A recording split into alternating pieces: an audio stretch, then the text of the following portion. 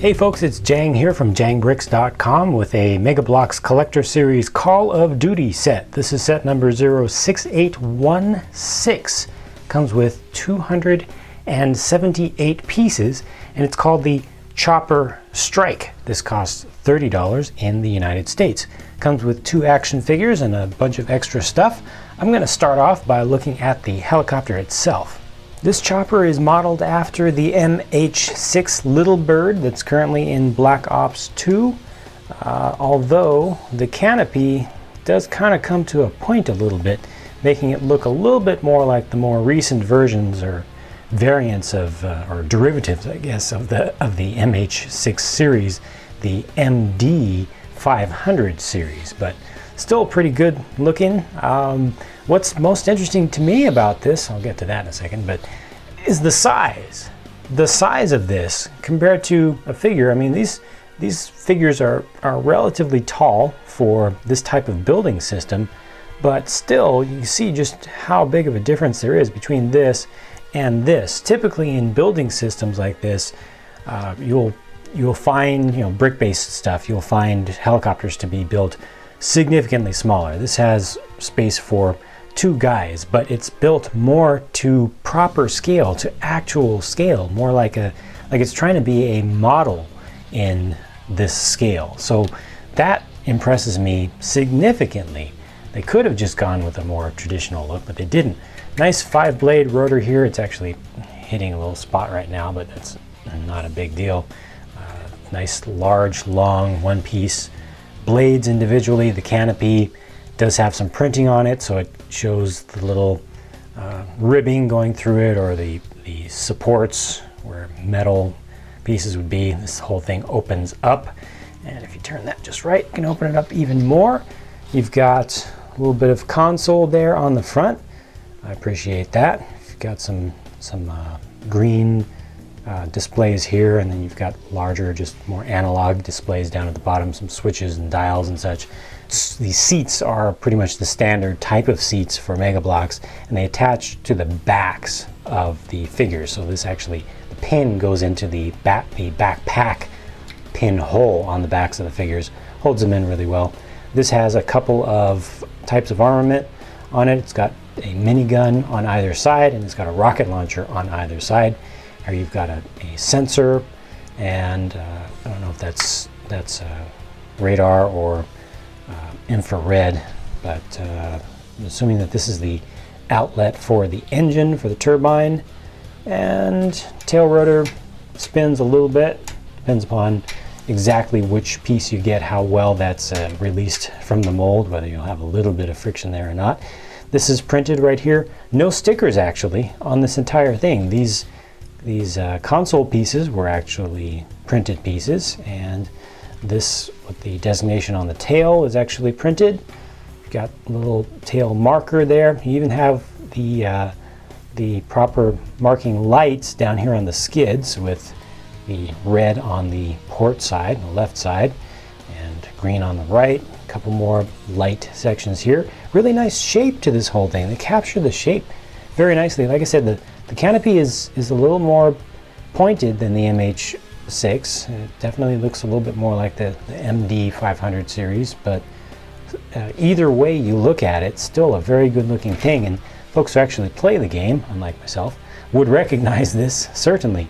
And then here you've just got a cable which has, you actually have to tie these up, and you can just attach the end of this to one of your figures and actually just drop them on down. So you just hold on to them like that. Not the best kind of angle for them to fall, to go down, but it works. It does the trick. That's probably about the best you can get there, kind of just leading him down. But what he can do, I think, is put his hand up with these highly posable figures. I'll show you in a minute.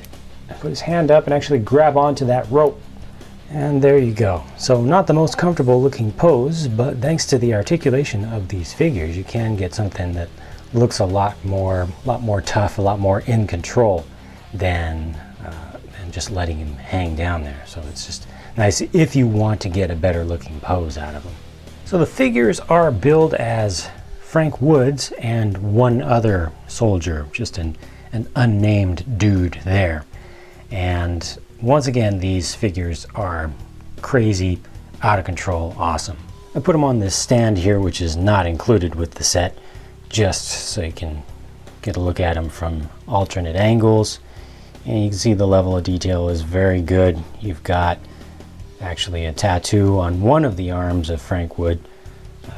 Doesn't get the entire tattoo array that he has, but take a look at the weapons, the accessories on the legs. You got the vest up top. The guy on the left obviously doesn't have as much stuff on, but he's got different color combinations underneath. And I'm assuming he's the pilot, given the type of helmet that he has on. Has a little emblem on his jacket right there. And let's take a closer look at one of these so we can really zoom in on all the things that you get with one of these figures. First off, articulation. Turn your head, tilt your head, left, right, tons of room to move around there because they use a ball joint in the neck. Just look at the paint on there. Look at how well done that is, just crisp. You got ball joints in the thighs or in the hips. Give you a little bit of room to move the legs in and out. Rotate them forward. You can also twist them a little bit. You can see you've got articulation at the waist. There's a little bit of wiggle room in the hips also. It's just a little bit. You've got a single axis joint in the knee, and that all those things together, especially with the twisting, just allows you to do a lot of different things. But the arms are actually more impressive. If you haven't seen these before, you've got all this motion, and then you can also rotate this whole arm forward. You still have that motion. Now it's turned in and out. You can see there are two axes in there, one rotating this way and one in and out, and one axis actually moves with the arm. And then you've got the same thing for the elbows. So turning this around, elbow, one axis, right? Yeah, one axis until you start to rotate it. You can actually rotate that, and that just allows you to get to some other more interesting things and get the hands in really close. You can practically grab something off the vest, one of the accessories right there, hold on to it, almost put the thumb underneath one of the straps of the vest. Really good stuff on the articulation. And then speaking of all the stuff on them, you've got a grenade here. I don't know if that's a flashbang or concussion grenade or what, but you know, that's actually removable because you've got an attachment point on the vest right there, and you can take that off and equip it in the hand and have them getting ready to pull the pin and throw it. And then you've got a ammo storage pouch right here, and he's got another ammo storage pouch down here. He's got some extra bullets, rifle bullets on a strap here. Look, I'm not sure exactly what this is. Looks like it might be another ammo pouch with a couple of handgun magazines in there.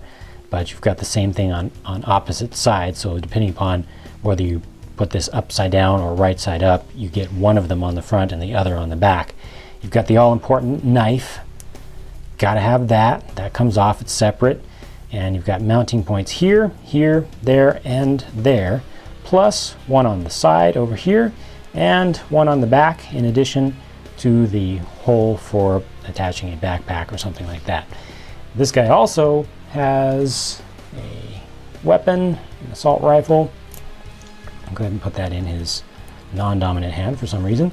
And you can see it's got a solid stock on it, long scope on this one. Got just a normal sized magazine on it. And I'm not a Call of Duty player, so I don't know all the barrels and such, but they kind of have a little bit of leeway that they give themselves for this series of putting different barrel types together. I think they mix and match from some different weapons, but just gives you different looks, so you can just have some variability. So for example, here, this random guy, has a different weapon configuration, has the exact same magazine, has the same center section. It's like an M4, AR-14 kind of base of core, and then the barrel is short and it has a suppressor added on. And the suppressor is actually separate. You can actually remove that and have sawed off barrel on there. And this one also has a lightweight stock on it. And oops, you just want to see a closer look at this guy. Again, less that he can do. He's just got the an attachment point right here if you want to put a magazine there or something else, maybe put a grenade there. And he's got an attachment point back here. Otherwise he has to hold on to things because he's really not designed to be deployed down onto the ground. He's supposed to be a pilot. Now they do give you some extra stuff also that you can mix and match. So E-tool here, your entrenchment tool. You've got a radio here, a walkie-talkie. Let's see if I can get that to focus. There we go. See the detail on the front of that, buttons and speaker, and you can hold it in their hands of the minifigs, and it has that same standardized rectangular peg so you can attach it to them. Here's another kind of like a fanny pack kind of thing. You can attach that to the back or to the side or to the leg.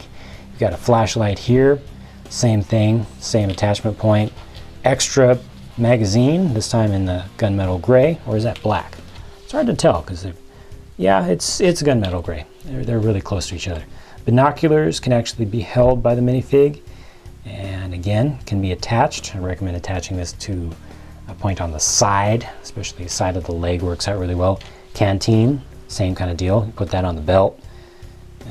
Get a better look at that. Nicely curved. You can see it's got the little cap holder, and there's the part where you attach it. This, I don't know what this is. I thought it looked kind of like a claymore, but these tubes on the sides are much too large. I don't know if the tubes are large to fit into the Mega Bloks kind of pin holes, kind of like this. I don't know if it's intended to be used that way, and it's just supposed to be a claymore. If anybody out there knows exactly what this is supposed to be, go ahead and whoever's first to actually know, not just speculate, but know what this is, go ahead and put up a comment, and then everybody after that can just hit thumbs up on that one comment so we don't have just a stream of the same comment over and over again. But it kind of looks like a claymore to me, but the spikes are just too large, and it doesn't have the this way towards enemy on the front. But there you go, you got all that stuff, and then you can store all that stuff in a care package. They give you a nice black care package with orange trim on it, and you can open that up. There's plenty of room for all of this stuff and then some. Plenty of more can be tossed in there. But there we go. Closes up very tightly. There's not really any good place to put the care package on the chopper itself, but if you want to, go ahead, just do that. It's gonna look imbalanced, but if you want to carry that around, you can. Then you can actually drop your own care package onto the battlefield. It's all up to you. What can I say? This is just a really, really well done set. I love the scale of it, just how large they made that helicopter compared to the figures. The figures, again, simply fantastic. Best in class by far. Great customization. Good detail on them too, good realism overall. Just a well done set, well put together, and I feel like it's a good value. Just really happy with it. Nothing I can think of to really say bad about it, period. So there you go. That's it for my thoughts on this set, the Chopper Strike. Stay tuned for more reviews to come, and watch for all my updates at jangbricks.com. Bye for now.